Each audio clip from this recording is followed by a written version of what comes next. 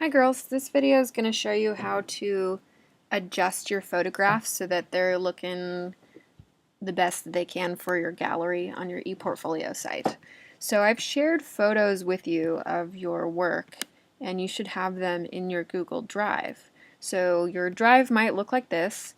You'd select your photograph and download it. You can go up to More Actions, Download, or Control click and hit download. And Google Drive automatically opens it up in the application called Preview. So then within Preview, you can crop it. Your cursor is this crosshair shape, and if you click in one corner and then hold down while you drag across, you get this marquee box. And once you've gotten that, you can go up to Tools and Crop, or hit Control K, and it will cut out everything else outside of that marquee box. I also want to fix the color cast that's on here. It's a little more golden than the work actually is, just because of the lighting that we had when we were photographing.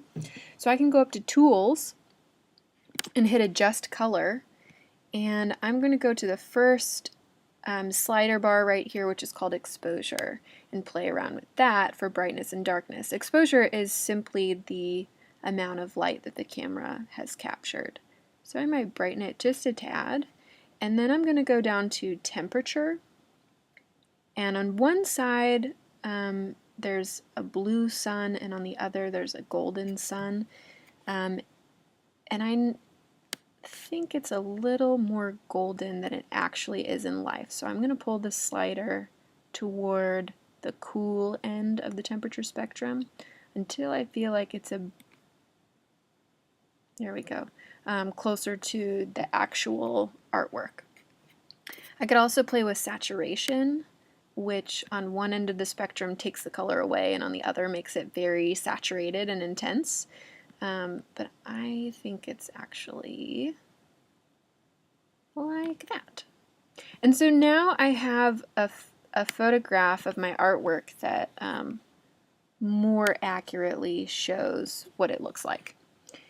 To save it, I want to go up to Duplicate, and you need to do that in order to save it in a particular location. Otherwise it'll just save in your downloads, which would also be fine, but I'm going to save it to the desktop, and I'm going to call it its title, which is Force, save.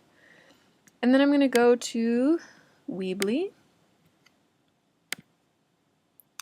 get within the editing profile, click on my gallery,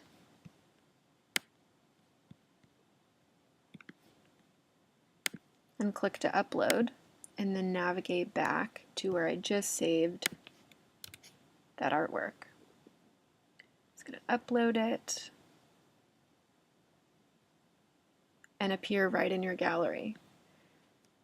You can also, if you click on that photograph while you're in the editing area, if you go to Advanced, you can crop it in different ways.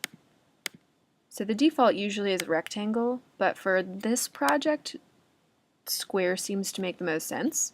So I'm going to put it on square. I'm also going to go to the speak bubble right here, which is to add a caption, and I'm going to title it Force, and save. And now I'm going to publish. Excellent.